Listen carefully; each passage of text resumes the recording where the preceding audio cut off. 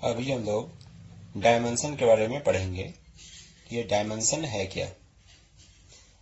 तो डायमेंशन कुछ और नहीं है, ये पावर या एक्सपोनेंट है 7 बेस यूनिट्स का। अभी इतना ही समझेंगे कि डायमेंशन क्या है, कि पावर या एक्सपोनेंट ऑफ 7 बेस यूनिट्स है। एग्जाम्पल से ज़्यादा समझेंगे। जैसे वेलोसिटी है, तो velocity is equal to displacement upon time. SI unit में, एसआई सिस्टम में displacement upon time metre by second हुआ, तो हम इसको मीटर का पावर 1 और सेकेंड का पावर -1 लिख सकते हैं। और इसमें यदि पूछा जाए कि बाकी बेस यूनिट का क्या हुआ, तो मैथमेटिक्स से हम लोग बोल सकते हैं कि बाकी बेस यूनिट जैसे किलोग्राम, उसका यहाँ पर कोई एंट्री नहीं है, कोई एंट्री नहीं है, तो उसका पावर कितना हुआ? उसका पावर हुआ 0। तो किलोग्राम का पावर हो गया 0, मीटर का पावर हो गया 1, सेकंड का पावर हो गया -1। तो हम बोलेंगे कि वेलोसिटी का डायमेंशन क्या हुआ in terms of 7 base units. तो वेलोसिटी का dimension in terms of 7 base units हो गया मीटर का पावर 1 और सेकंड का पावर -1। बेस यूनिट बोलना जरूरी है, नहीं तो पता नहीं चल पाएगा कि किसका हम पावर बोल रहे हैं। तो इसलिए डायमेंशन जब भी बोलेंगे तो बेस यूनिट के साथ बोलेंगे। तो केजी का पावर यदि पूछ दिया कितना हुआ, तो बोलेंगे 0। मीटर का पावर कितना हो गया, तो बोलेंगे 1। सेकंड का पावर कितना हो गया, तो बोलेंगे -1। और यही इसका डायमेंशन कहलाएगा। आगे देखते हैं, यदि सीजीएस में जाते हैं तो सीजीएस में यूनिट चेंज होता है, मीटर से सेंटीमीटर हो जाता है हमारा। तो अभी सेंटीमीटर पर सेकंड हो जाएगा वेलोसिटी के लिए, और फिर यहाँ पर हम क्या करेंगे, सेंटीमीटर का पावर 1, फिर सेकंड का पावर -1। तो इसमें जब पूछा जाएगा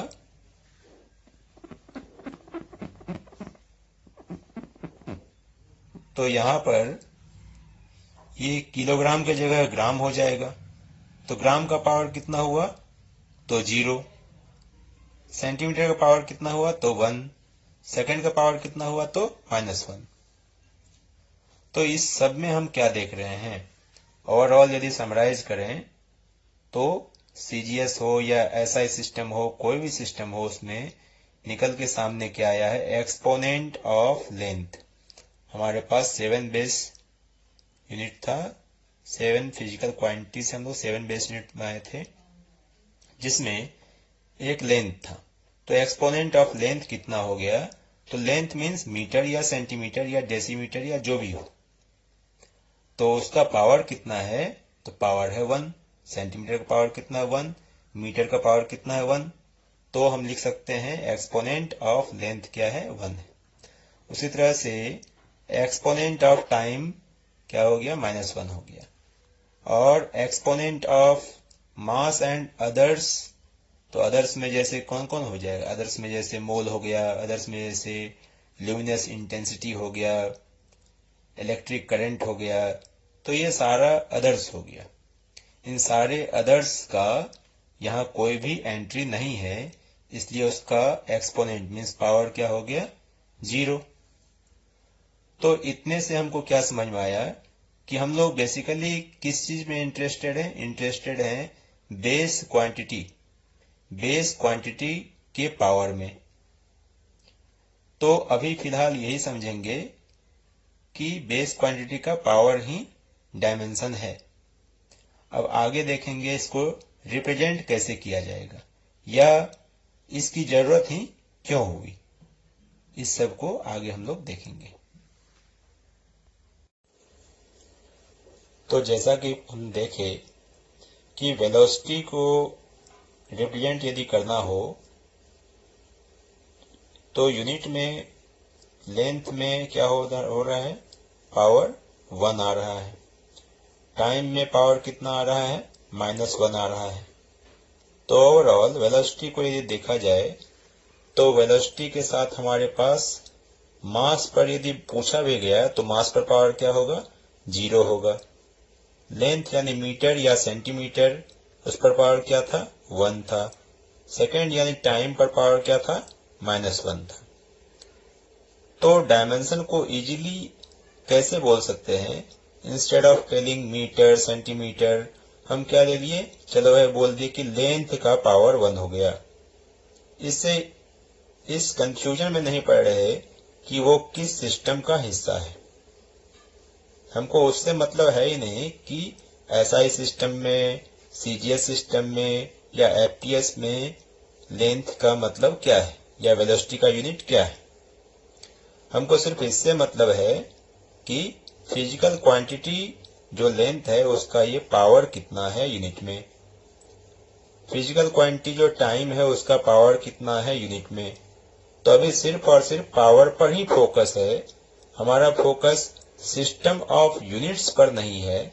इसलिए मीटर के जगह, सेंटीमीटर के जगह हम लोग लेंथ यूज कर लिए लिख करके। तो ये इजी तरीका हो गया, ये तरीका हमारा इजी हो गया क्योंकि फोकस क्या है, फोकस हमारा पावर है। अब यहाँ पर कुछ चीज जानना है, तो डायमेंशन को डिनोट करने के लिए हम लोग स्क्वायर ब्रैकेट का यूज करते हैं, जैसा कि यहाँ दिख रहा है। तो डायमेंशन को डिनोट करने के लिए स्क्वायर ब्रैकेट का यूज करते हैं। और MASS मास, ये क्योंकि बड़ा है लेटर, इसको शॉर्ट करना है, तो इसी वजह से इस सारे के लिए शॉर्ट फॉर्म में सिंबल्स यूज करते हैं। सारे 7 बेस यूनिट्स के लिए सिंबल्स यूज करते हैं। एक चीज ध्यान देने वाली बात है, हर जगह हम लोग बेस यूनिट की ही बात कर रहे हैं, सप्लीमेंट्री की बात करेंगे भी नहीं। तो मास के बदले में कैपिटल M, लेंथ के बदले में कैपिटल L, टाइम के बदले में कैपिटल T, इलेक्ट्रिक करंट के बदले में कैपिटल A या किसी किसी बुक में कैपिटल I भी लिखा होता है। तो इस चीज का ध्यान रखेंगे। तो हम लोग लेकिन फॉलो करेंगे क्या, एनसीईआरटी जो बोल रहा है कैपिटल ए। मोल जो कि अमाउंट ऑफ सब्सटेंस का था, तो उसका MOL लिखते हैं। टेम्परेचर के लिए केल्विन यूज किया जाता है कैपिटल के। कैंडला जो कि लुमिनस इंटेंसिटी का यूनिट था, उसके लिए CD यूज किया जाता है। तो इन लोगों के लिए ज्यादा कुछ चेंजेस नहीं है। बेसिकली हमारा चेंजेस जो भी है मास, लेंथ, टाइम, इलेक्ट्रिक करंट सबके लिए। तो इस हिसाब से यदि हम ऊपर में देखें वेलोसिटी का डायमेंशन निकालना है, तो सबसे पहली बात स्क्वायर ब्रैकेट यूज करना पड़ेगा, यानी हमको ऐसा दिखाना पड़ेगा स्क्वायर ब्रैकेट ऑफ V और is equal to square bracket किसका किसका हो जाएगा। तो मास का यदि करना चाहे तो मास का कितना हुआ, 0 हुआ, तो मास का 0। L का कितना है, लेंथ का, तो 1। टाइम का कितना है, तो -1। दैट मीन्स ये कुछ और नहीं, LT-1 हो गया। तो डायमेंशन ऑफ V हो गया LT-1। इस एग्जाम्पल से हमको ये समझ में आ रहा है कि डायमेंशन किसी भी फिजिकल क्वांटिटी का कैसे निकालेंगे, और इसी के लिए थोड़ा प्रैक्टिस करेंगे। कुछ सवाल दिया जाएगा, उसको ट्राई करना है बनाने के लिए, और फिर उसका सॉल्यूशन भी बताया जाएगा। जैसे अभी यदि सिर्फ पूछ दिया गया कि एक्सेलरेशन का डायमेंशन क्या होगा, क्योंकि पता है हमको एक्सेलरेशन का यूनिट क्या होता है, मीटर पर सेकंड स्क्वायर। मीटर मतलब क्या हुआ, लेंथ हो गया। सेकंड क्या हुआ, टाइम हो गया। तो मीटर बाय टाइम यानी लेंथ बाय टाइम का स्क्वायर हुआ, तो क्या हो जाएगा, लेंथ पर पावर 1 और टाइम पर पावर -2 आ जाएगा। तो उस तरह से उसका जो डायमेंशन होगा वो होगा LT-2। तो यही तरीका इस सब चीज को हम लोग देखेंगे आगे। बाकी और डायमेंशन में इतना ही है। कि कैसे रिप्रेजेंट करना है उसके लिए। फिर इसका यूज क्या क्या है, एप्लीकेशन क्या है डायमेंशन का, वो भी नेक्स्ट हम लोग देखेंगे। तो अब ये टास्क रहा, find the dimension of below physical quantities. Force, pressure, acceleration, plane angle, solid angle, work, power, charge, wavelength, frequency. तो इसके लिए अप्रोच कैसा लेना है, सबसे पहली बात कि जो इसका यूनिट है उसको लिख लेना है, और फिर उसका इक्विवेलेंट यूनिट जो है उसको लिखना है। या तो पहले फॉर्मूला लिख लेना है, सबसे पहला क्या करना है, फॉर्मूला लिखना है, और उसके बाद उसका इक्विवेलेंट यूनिट लिखना है। जैसे फोर्स का हो गया, फोर्स का फॉर्मूला ma हो गया, तो ma हो गया तो मास के लिए हमारा kg हो गया, a के लिए मीटर पर सेकेंड स्क्वायर हो गया। तो उस तरह से फोर्स का क्या हो गया हमारा equivalent unit kg metre per second square. अब kg की जगह रख देंगे हम कैपिटल M, मीटर की जगह रख देंगे कैपिटल L, और सेकेंड की जगह रख देंगे कैपिटल T, और जहां जो पावर होगा उस हिसाब से उसका काम कर देंगे। तो इस तरह से हमारा डायमेंशन निकल जाएगा। तो इसको वीडियो को पॉज करके आप लोग इसको ट्राई कीजिए, बनाने की कोशिश कीजिए, और उसके बाद इसका सॉल्यूशन देखिए। आई होप कि आप लोग ट्राई किए होंगे। तो यहाँ पर ये सॉल्यूशन है फोर्स का और एक्सेलरेशन का, सबका डायमेंशन निकाल करके यहाँ पर दिखाया गया है। तो force is equal to mass into acceleration होता है, इसी हिसाब से उसका यूनिट हो गया kg metre per second square. kg की जगह कैपिटल M रखे क्योंकि वो मास है, मीटर की जगह L रखे क्योंकि वो लेंथ है, सेकेंड स्क्वायर की जगह T रखे क्योंकि वो टाइम है, और फिर पावर ऊपर जाएगा तो माइनस हो जाता है, इसलिए हमारा सॉल्यूशन हो जाएगा mLT टू द पावर -2। उसी तरह से प्रेशर के लिए निकालना था हमको डायमेंशन। तो pressure is equal to force upon area. Force का पता है हमको kg metre per second square हो गया, अपॉन एरिया का यूनिट मीटर स्क्वायर हो गया। फिर kg की जगह कैपिटल M, स्मॉल m मतलब मीटर की जगह लेंथ। इसमें एक चीज ध्यान रखना है, कभी कंफ्यूजन में नहीं पड़ना है, क्योंकि ये कैपिटल M और स्मॉल m का लफड़ा हो सकता है। तो kg है तो वो मास है कैपिटल M, स्मॉल m है तो मीटर है मतलब L लेंथ, सेकंड है तो टाइम है मतलब T। तो इस बात का ध्यान रखना है। फिर मीटर स्क्वायर नीचे में आया तो लेंथ है तो L रखेंगे, और सारे को जब सॉल्व करेंगे हम तो क्या आ जाएगा mL टू द पावर -1 और T टू द पावर -2 आ जाएगा। उसी तरह से एक्सेलरेशन का किए तो velocity upon time, change in velocity, तो यूनिट में वेलोसिटी ही रहेगा, वेलोसिटी अपॉन टाइम, तो metre per second upon second हो गया, और फिर से मीटर की जगह लेंथ रखेंगे L रखेंगे, सेकेंड की जगह टाइम रखें, फिर टाइम रखें, तो LT टू द पावर -2 हो गया इसका डायमेंशन। नेक्स्ट हम लोग देखते हैं प्लेन एंगल का। तो plane angle is equal to होता है L/R। तो L मतलब मीटर, R मतलब भी मीटर, दैट मीन्स मीटर की जगह लेंथ रखेंगे, L रखेंगे, L/L। तो डायमेंशन ऑफ थीटा हो गया L to the power 0, that means power 0 means क्या, डायमेंशन है ही नहीं इसका। तो ये जो क्वांटिटी हो गया हमारा प्लेन एंगल, ये हो गया डायमेंशन लेस। उसी तरह से सॉलिड एंगल वो होता है एरिया अपॉन R स्क्वायर। तो एरिया का यूनिट होता है मीटर स्क्वायर, R मतलब रेडियस हुआ, तो रेडियस का भी फिर से मीटर स्क्वायर होगा, और ऊपर में L स्क्वायर हो गया, नीचे में एल स्क्वायर हो गया। इस तरह से सॉलिड एंगल का भी डायमेंशन कुछ भी नहीं हुआ, 0 ही रहा।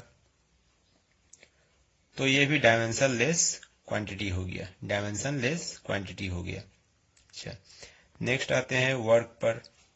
तो W is equal to F into S होता है।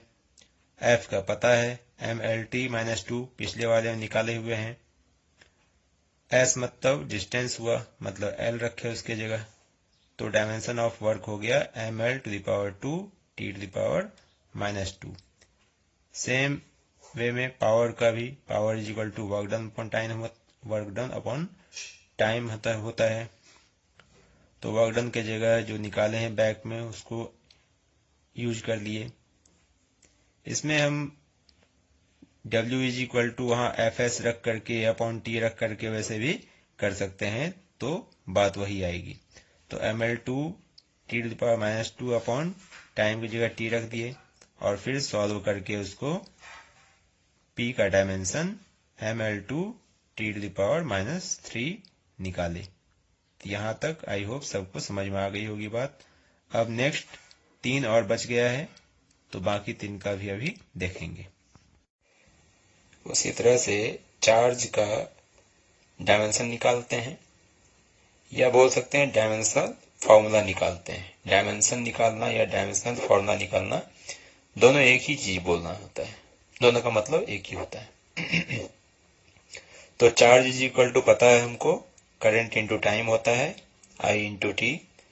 तो करंट का डायमेंशन A होता है, यानी डायमेंशनल फॉर्मूला A होता है।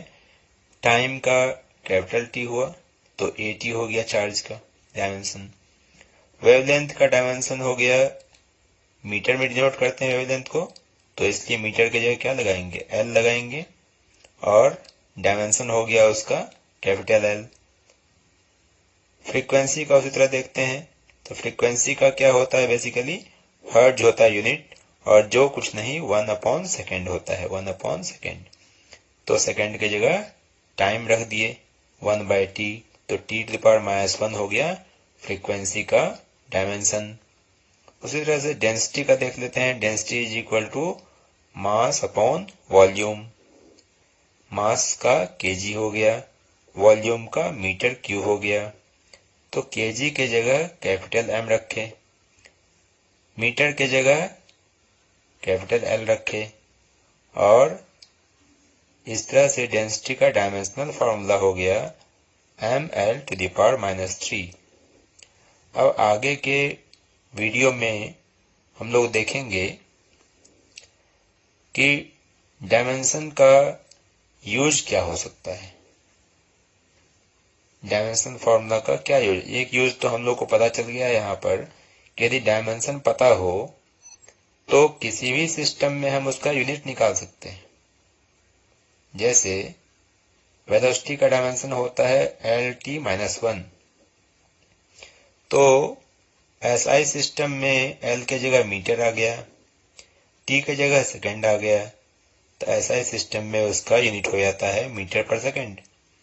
उसी तरह से CGS में यदि करेंगे तो L के जगह आ जाता है सेंटीमीटर, T के जगह फिर से सेकेंड, तो सेंटीमीटर पर सेकेंड हो जाता है उसका यूनिट CGS में। तो ये एक यूज तो बेसिक यूज तो है ही, और कुछ यूजेज है डायमेंशन का, तो उसको आगे के वीडियो में देखेंगे। Thank you.